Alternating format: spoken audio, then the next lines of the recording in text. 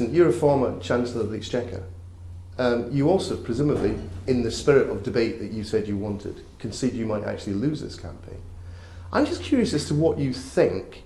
I mean, you've argued that the SNP's idea of having an independent Scotland part of a sterling currency zone is actually a loss of sovereignty for Scotland rather than an increase.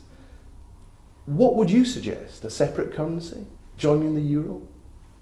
Well, what I've said in relation to the currency union is that, you know, if there was independence, there may well be one. All I say to people in Scotland is, if you genuinely think Scotland could go... But do you think a currency union... I mean, should you lose...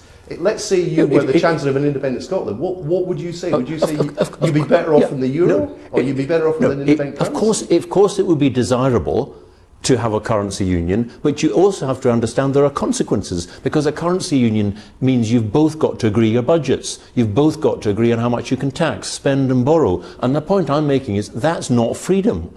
You know, that is actually, you know, you imagine, you know, in the Eurozone, when Portugal sits down with Germany to discuss their budget, who's going to make the decisions? Who's going to call the shots? And of course, if you decide to separate, a currency union is desirable. It's the best option. But do not believe that what I'm drawing attention to is the objectionable terms and conditions, and the fact that no longer will be, this is something that we all agree on. You've got two partners that have to agree Scotland's budget. Do you think a currency union with Scotland would be in the interests of the United Kingdom?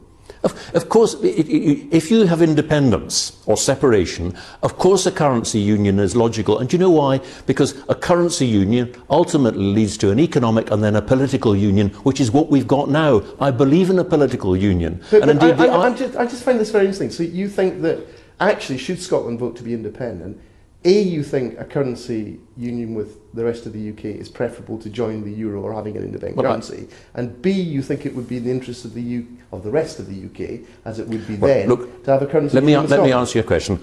I don't think it would be in our interest to join the euro, and I can't see that's going to change for some time. I think using somebody else's currency, as they're now suggesting, with the Bank of England, a foreign bank fixing your interest rates, with no lender of last resort, no central bank, so no one to stand behind our financial institutions, would be mad. That takes you to a currency union, and do you know what? A currency union, as we see in Europe, takes you to an economic union and then ultimately a political union. And guess what? You're back where we are in the United Kingdom. Why go through all this rigmarole, all this trauma, as the nationalists are suggesting, to end up with the very place that you started out from? So I'm entirely consistent. You know, first of all, I don't want to go through all that, you know, mess, if you like, to ultimately end up, you know, where we started from. But if you're going to do it, of course it's logical to do that, but understand where you end up. You understand your budgets have to be agreed by England, Wales and Northern Ireland, and ultimately you end up with a political union. Just a last